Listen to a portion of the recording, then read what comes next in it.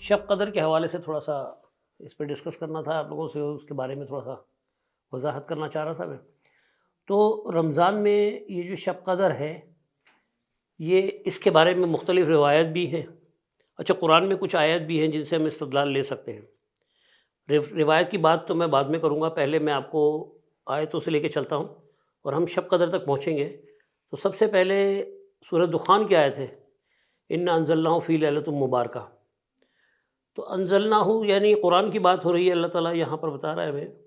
کہ قرآن کا نزول جو ہے مبارک رات میں ہوا۔ اب یہ کچھ اس کو شب برات کی طرف لے کے جاتے ہیں، لیکن تفاسیر کے اندر جتنی بھی لوگ ہیں وہ سب اس بات پہ متفق ہیں کہ یہ لیلۃ القدر کے بارے میں یہ آیت آئی ہوئی ہے۔ اچھا، لیکن ہم ایک اور آیت رکھتے ہیں تاکہ ہمیں یہ پتہ چلے کہ صرف یہ ایک مبارک رات کی جو بات ہو رہی ہے تو وہ مبارک رات کون سی ہے۔ آگے چلوں گا میں تو آگے ایک آیت ہے سورہ بقرہ کی، غالباً 182 ہے، اس میں اللہ تعالیٰ کہتا ہے شہر رمضان الذی انزل فیہ القرآن۔ اب یہاں پر کہا جا رہا ہے شہر رمضان یعنی رمضان کا مہینہ، وہاں ایک دن کی بات ہو رہی تھی، یہاں مہینے کی بات ہو رہی ہے۔ الذی انزل فیہ قرآن، وہی ہے جس نے اس میں قرآن نازل کیا۔ تو یہاں پر اب بات یہ ہو گئی، پہلے ایک مبارک رات کی بات چلی، پھر آیت ہمیں مل رہی ہے کہ اس مہینے میں، پھر پورے مہینے کی بات ہوئی کہ اس مہینے میں قرآن نازل ہوا۔ اس کے بعد ہم آ جاتے ہیں لیلۃ القدر کی طرف۔ اب ہم پراپر لیلۃ القدر کو سمجھنے کے لیے سورہ قدر کی طرف ہم آتے ہیں، اور جب سورہ قدر کی طرف ہم جاتے ہیں تو وہاں جو انا انزلناہ فی لیلۃ القدر، اب پھر آگے اللہ تعالیٰ خود ہی کہہ رہا ہے وما ادراک ما لیلۃ القدر، تم کیا سمجھتے ہیں لیلۃ القدر کیا ہے، یعنی قدر والی رات کیا ہے۔ لیلۃ القدر خیر من الف شہر۔ اب یہاں پر بات ہو رہی ہے لیلۃ القدر، یعنی اس رات کے اندر جو ہے وہ لیلۃ القدر، قدر والی رات کی بات ہو رہی ہے، خیر من الف شہر۔ تو اب یہاں کہا جا رہا ہے کہ اس میں خیر ہے، الف شہر ہزار مہینوں سے، ابھی یہاں کوئی راتوں کی بات نہیں ہو رہی ہے، ہزار مہینوں سے بہتر کہا جا رہا ہے اس کو۔ تنزل الملائکہ، جس میں ملائکہ نازل ہوتے ہیں، اور روح، اور ملائکہ اور روح سے مراد اب یہاں پر ہوگا کہ ملائکہ بھی آتے ہیں، اللہ کے فرشتے بھی آتے ہیں، اور روح سے مراد روح الامین یعنی جبرائیل علیہ السلام، جن کو قرآن میں روح سے مراد جہاں بھی ہے وہاں پر آپ کو مل جائے گا کہ ملائکہ کے ساتھ جب بھی لفظ روح کا آیا تو اس سے مراد جبرائیل علیہ السلام ہے۔ جس طرح ایک جگہ یہ وضاحت اس طرح بھی ہوتی ہے یوم یقوم الروح والملائکۃ صفا۔ اب وہاں پر بھی دیکھیں کہ جب وہ قیامت کا دن آئے گا تو وہاں ملائکہ اور روح، تو وہ جو عطف لگا ہوا یعنی سیپریٹ کرنے کے لیے، یہ ملائکہ کے سب جو لیڈر ہیں یہ۔ تو اب وہ اس دن جو ہے ملائکہ نازل ہوتے ہیں۔ اچھا، وہ کس لیے نازل ہوتے ہیں؟ اب اس کو اگر ہم سمجھیں تو قرآن نے اس کی وضاحت کر دی، من کل امر، اللہ کے حکم سے، جتنے سلام یا حتی مطلع الفجر، یعنی اللہ کے احکامات لے کے نازل ہوتے ہیں، اللہ کی رحمتیں اور برکتوں کے لیے وہ نازل ہوتے ہیں۔ اور ہی حتی مطلع الفجر، یہاں تک کہ فجر کا وقت ہو جاتا ہے، یعنی اس کا مطلب ہے کہ رات کا کوئی پہر مخصوص نہیں ہے بلکہ یہاں پوری رات مقصود ہے۔ اب یہ اس پہ سارے ہم متفق ہیں کہ یہ جاگنے کی رات کی بات ہو رہی ہے، جاگنے کی بات ہو رہی ہے۔ اب اگر ہم بات کرتے ہیں ایک مخصوص رات کی تو پھر اس میں مختلف روایتیں آ جاتی ہیں کہ کون سی رات تھی کہ جس کو جاگا جائے، یعنی شب قدر کی جو رات ہے، قدر والی رات، وہ کون سی ہے۔ اگر ہم روایتوں میں چلے جائیں تو اس پہ تقریباً 40 روایتیں ہیں، اور جو آپس میں مطلب ٹکرا رہی ہیں۔ کسی کے مطابق جو ہے وہ 21ویں شب ہے، کہیں اس کا ذکر آتا ہے وہ 23ویں شب ہے، کہیں آتا ہے کہ جی 25ویں ہے، 27ویں ہے، اور یا پھر 29ویں ہے۔ اب یہ مخصوص نہیں ہے۔ اچھا، یہ جو ہے قرآن میں اس کا کوئی ذکر نہیں ہے کہ وہ کون سی رات ہے۔ روایتوں میں اگر ملتا ہے تو اللہ کے نبی کو جو خواب آیا، تو جو کہ بعد میں بھول بھی گئے تھے وہ، تو انہوں نے یعنی وہ ان کو یاد نہیں رہا، اللہ نے بھلا دیا۔ اب اس میں بعض لوگوں کا کہنا یہ ہے، بعض علماؤں کا کہنا یہ ہے کہ وہ اللہ کے نبی کو یاد تھا لیکن وہ کہیں سے گزر رہے تھے، کہیں کوئی جھگڑا ہو رہا تھا، وہ اس میں لگ گئے، تو انہوں نے صحابہ کو کہا مجھے یاد تھی لیکن میں بھول گیا، وہ میرے ذہن سے نکل گیا۔ اب اس پہ تعویلات دینا کہ اللہ نے ان کو بھلا دیا۔ اب رہ گئی بات اس کی کہ اگر یہ وحی کے ذریعے بتایا جاتا تو بھولنے کا سوال ہی نہیں پیدا ہوتا، کیونکہ اس بارے میں تو قرآن نے کہا ہے کہ اللہ تعالیٰ کہتا ہے قرآن میں نبی صلی اللہ علیہ وسلم کو مخاطب کر کے سنقرئک فلا تنسیٰ، اب جس کو اللہ پڑھائے سنقرئک ہم تمہیں پڑھائیں گے، فلا تنسیٰ پس تم نہیں بھلا سکو گے. تو اگر وہ وحی ہوتی تو یقیناً یہ اس چیز سے مبرہ ہو گئی بالکل یہ بات کہ بری ہے کہ وہی کہ اللہ کے نبی کو کوئی وحی جو ہے وہ یاد نہیں تھی یا بھول گئے بعد میں، کیونکہ اللہ کے نبی پہ پورا قرآن نازل ہوا. بل یہ تو کنفرم ہو گیا کہ رمضان کے مہینے میں قرآن کا نزول اسٹارٹ ہوا، کیونکہ یہ بھی کنفرم ہے بات کہ قرآن جو ہے بیک وقت کتاب کی صورت میں نہیں بلکہ بتدریج نزول ہوتا رہا. بعض صورتیں مکی ہیں بعض مدنی ہیں، اس کا مطلب ہے کہ مکہ میں بھی نزول ہو رہا تھا اور مدینہ میں بھی نزول ہو رہا تھا. تو 23 برس کا عرصہ لگا قرآن کے نزول میں مکمل ہونے میں،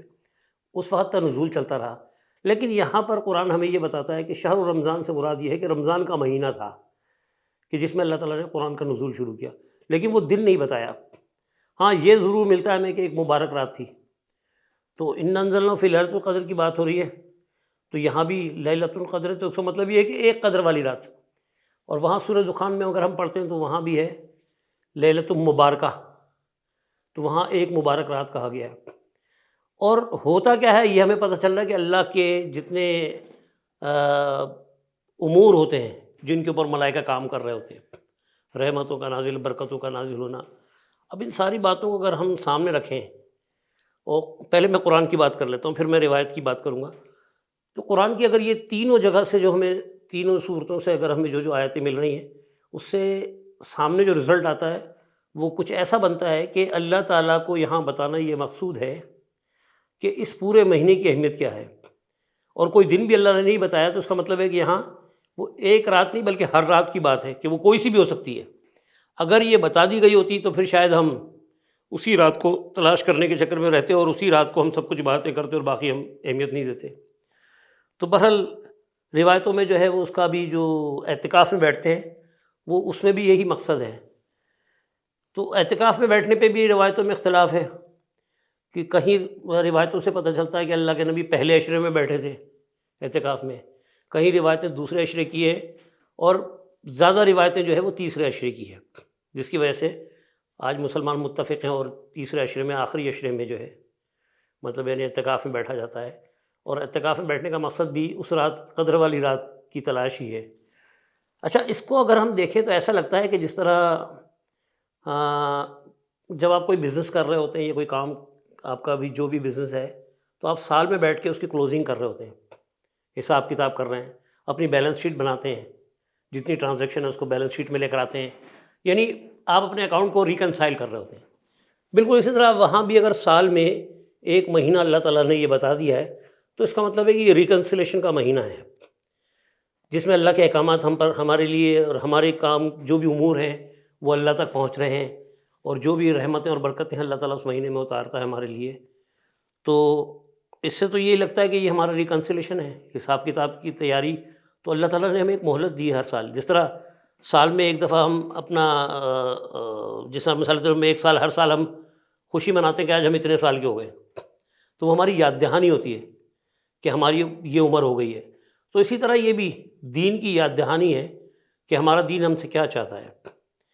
تو اچھی بات ہے کہ تمام مسلمان جتنے بھی ہیں ایمان کی کیفیت بڑھ جاتی ہے اور سب اللہ کی یاد میں لگے ہوتے ہیں، راتوں کو جاگ رہے ہوتے ہیں، عبادتیں کر رہے ہوتے ہیں، نوافل پڑھ رہے ہوتے ہیں، قرآن کی تلاوت کر رہے ہوتے ہیں. کچھ لوگ صرف پڑھ رہے ہوتے ہیں، کچھ لوگ اس کے اوپر غور بھی کر رہے ہوتے ہیں. تو بہرحال یعنی مقصد یہ ہوتا ہے ہمارا کہ اللہ ہم سے راضی رہے، اور اگر وہ امور پہ کام ہو رہا ہے تو اس میں ہمارا نام اچھے الفاظ میں آ جائے، ہمارے اعمال جو ہے وہ اچھے اعمال لکھا جائے، اور ہو سکتا ہے کہ ہمارے کچھ اعمال جو ہے وہ اللہ تعالیٰ معاف بھی کر دے، جو ہمارے بد اعمالیاں ہیں اللہ ان کو ہمیں معاف کر کے اور اچھے اعمال. اور دوسرے ایک چیز ہماری اور سامنے آ رہی ہے وہ کیا ہے کہ جی ہم اچھے اعمال کی پریکٹس بھی کر سکتے ہیں. یعنی اس مہینے کو اگر ہم پا لیتے ہیں، ابھی میں رات کی بات نہیں کر رہا، اس پورے مہینے کی بات کر رہا ہوں، اس کو ہم پا لیتے ہیں تو ہماری اصلاح کے لیے یہ مہینہ سب سے بہترین مہینہ ہے. اب یہ کہنا کہ وہ قدر والی رات، تو خیر یہ مختلف روایتوں سے، اگر میں روایتوں سے ہٹ کے بات کروں تو امام ابو حنیفہ کا جو قول ہے انہوں نے یہ کہا ہے کہ انہوں نے کہا کہ یہ اس کی کوئی رات متعین نہیں ہے، جو ان کا قول ہے اس کے مطابق تو وہ تو کہتے ہیں کہ کوئی رات اس کی متعین نہیں ہے، لہٰذا اللہ کا فرمان اس پورے مہینے کے بارے میں ہے۔ اب یہ قول ہے ابو حنیفہ کا، لیکن حنفی عقائد رکھنے والے جو ہیں وہ بھی اسی چکر میں لگے رہتے ہیں کہ 27ویں شب ہے، کوئی کہتا نہیں 23ویں شب ہے، کوئی 25ویں شب، تو یہ زیادہ تر متفق 27ویں شب پہ ہے، تو یعنی ایک مخصوص کر لینا یہ بھی درست نہیں ہے، کیونکہ جب اللہ تعالیٰ نے قرآن میں کوئی تعین نہیں کیا کسی دن کا، تو ہم کون ہوتے ہیں کہ آگے بھاگنے والے اور اپنی طرف سے قیاس کرنے والے کہ نہیں جی یہی تاریخ ہونی چاہیے، تو ہم 27ویں شب کو جو ہے لوگ زیادہ زور دیتے ہیں۔ اہل تشیعوں کے اندر اگر دیکھا جائے تو 19، 21 اور 23 وہ اس کے قائل ہیں، تو ان کا طریقہ یہ ہوتا ہے کہ وہ 19 اور 21 کو وہ تبرہ کرتے ہیں کہ قاتلین علی کے اوپر جو ہے وہ تبرہ بھیج رہے ہوتے ہیں 2 دن، اور 23ویں کو وہ شب قدر والی رات مان کے اس میں عبادت بھی کر رہے ہوتے ہیں اور دعائیں بھی کر رہے ہوتے ہیں۔ بہرحال اہل سنت میں یہ ہے کہ ان کا یہ ہوتا ہے کہ 27ویں شب کو زیادہ اہمیت دی جاتی ہے، لیکن یہ کہ وہ اعتکاف میں بیٹھتے ہیں، تو جب ہم اعتکاف میں بیٹھتے ہیں تو پھر وہاں طاق اور رات اور جفت رات کی بات ختم ہو جاتی ہے، وہاں پورا عشرہ کم از کم عبادتیں ہو رہی ہوتی ہیں، اور ان لوگوں کا کنسنٹریشن زیادہ سے زیادہ قرآن کی طرف ہوتا ہے اور نفلوں کی طرف ہوتا ہے، تو بہرحال وہ اچھا عمل ہے پھر بھی۔ لیکن اللہ کے نبی سے یہ بھی ثابت ہے کہ اللہ کے نبی نے پورے مہینے کا بھی اعتکاف کیا ہے، بعض روایتوں سے یہ بھی پتہ چلتا ہے کہ اللہ کے نبی نے پورا مہینہ بھی اعتکاف کے ساتھ گزارا ہے۔ تو اللہ ہمیں توفیق دے کہ ہم اس طرح کی وہ والی باتیں جو ہمارے اندر روایتوں سے آئی ہے اس سے اجتناب برتیں اور قرآن کے اس حتمی فیصلے کے اوپر غور کریں کہ اللہ تعالیٰ نے، بلکہ میں آپ کو اس کے اوپر بہت ساری آپ نے وہ بیانات لوگوں کے سنے ہوں گے، لیکن اگر میں آپ کو صرف ایک بات پہ ذرا متوجہ کرنا چاہتا ہوں آپ کو، ایک آیت کی طرف قرآن کی، سورہ نساء کی 82 ہے غالباً، تو وہاں اللہ تعالیٰ کہتا ہے کہ افلا یتدبرون القرآن، کیا تم قرآن کے اوپر تدبر نہیں کرتے، یعنی غور و فکر نہیں کرتے؟ ولو کانا من عند غیر اللہ، آگے کہا جا رہا ہے ولو کانا من عند غیر اللہ، اگر یہ کتاب جو ہے کسی غیر اللہ کی طرف سے ہوتی، ٹھیک ہے، لوجدوا فیہ اختلافا کثیرا، تو تم کثرت سے اس میں اختلاف پاتے ہیں۔ یعنی یہاں پر یہ قرآن کی آیت ہمیں بڑی اہم ہے کہ اللہ تعالیٰ یہاں بات کر رہا ہے قرآن پہ غور کرنے کی، اور یہ بھی ساتھ ساتھ کہہ رہا ہے کہ اگر کوئی دوسری کتاب کے اندر سے یہ چیزیں آپ کو ملتی دین کی تو لوجدوا، تو تم لازمی اس کے اندر پاتے، فی ہی اس کے اندر پاتے، وجدہ مطلب پانا، فی ہی کا مطلب اس کے اندر لوجدوا، تو تم لازمی پاتے، فی ہی اس کے اندر اختلافاً کثیرا، اب کثرت سے اختلاف پاتے، اب یہ صرف اختلاف پاتے کی بات نہیں ہو رہی ہے، کثرت سے اختلاف پاتے، تو آپ اس کو اٹھا کے دیکھ لیں، جس طرح میں نے کہا کہ 40 اگر آپ حدیثیں نکال لیں اس کی قریب 40 بن جاتی، اور ان کو آپ پڑھنا شروع کر دیں تو اس میں اعراض بہت ملے گا آپ کو، ایک روایت کے مطابق یہ فلانی بن رہی ہے، ایک مطابق کچھ اور بن رہی ہے، بلکہ اگر اب مثال کے طور پہ میں کہتا ہوں کہ اچھا یہ خواب جو رویا تھا، خواب تھا، یہ صرف اللہ کے نبی کو نہیں بلکہ صحابہ میں سے بھی کئی لوگوں کو آیا، یہ بھی نہیں کہہ سکتے ہم کہ 1-2 لوگوں کا آیا، جس پہ بعد میں پھر یہ فیصلہ کیا گیا کہ وہ آخری عشرے کے اندر ہے، اور وہ تاقراتے اور جو آخری عشرے کی بات ہوئی ہے وہ یہاں سے پکڑی گئی ہے۔ تو بہرحال نہ اللہ کے نبی سے یہ ثابت ہے کہ وہ 27ویں تھی، 21ویں تھی، وہ طاق تھی یا جفت تھی، یہ ثابت نہیں ہوتا، اگر ثابت ہوتا تو ایک بات ہوتی، اب کیونکہ وہ روایتوں سے لے گیا تو روایتوں میں کثرت سے اختلاف ہوتا ہی ہے، کیونکہ وہ متن سے دور ہوتی ہیں اور وہ الگ الگ لوگوں کا قیاس ہوتا ہے، تو وہ قیاس کی بنیاد پہ جو باتیں پھیلتی ہیں، لیکن قرآن جو ہے بہت واضح ہے، قرآن کی آیت، وہ جو اللہ تعالیٰ کہہ رہا ہے نا شہر رمضان الذی انزل فیہ القرآن، کہ وہ اس کے اندر سورہ بقرہ کی آیت ہے یہ کہ وہی ہے جس نے رمضان میں قرآن نازل کیا، تو وہاں ھدی للناس بھی لکھا ہوا ہے آگے کہ قرآن کیوں نازل کیا، ھدی للناس، لوگوں کی ہدایت کے لیے، یعنی ہدایت جو ہے وہ آپ کو یہی کتاب دے گی، دوسری کتابیں نہیں دیں گی۔ تو میرا بتانے کا مقصد صرف اور صرف یہ تھا، کسی کی تذلیل کرنا نہیں ہے یا کسی کی توہین کرنا نہیں ہے، کہ اگر وہ کہتے ہیں کہ جی 27ویں کی ہی رات جو ہے وہ افضل ہے، تو یہ میرا مقصد ہرگز نہیں ہے کہ میں ان کی یہ توہین کر رہا ہوں کہ نہیں جی 27ویں نہیں ہے، 27ویں بھی ہے، اگر وہ رمضان کے اندر شامل ہے تو وہ 21ویں ہیں، 19ویں ہیں، 23ویں ہیں، 27ویں ہیں، جو بھی ہے اس مہینے کے اندر وہ بھی شامل ہے. تو ہر رات بہرحال رمضان کی ہمیں سوچنا چاہیے کہ ہر رات اہم ہے ہمارے لیے، اور ہمیں کوشش کرنا چاہیے کہ ہر رات کو فضیلت والی رات ہی مانیں. بہرحال اپنا خیال رکھیں. السلام علیکم ورحمۃ اللہ وبرکاتہ.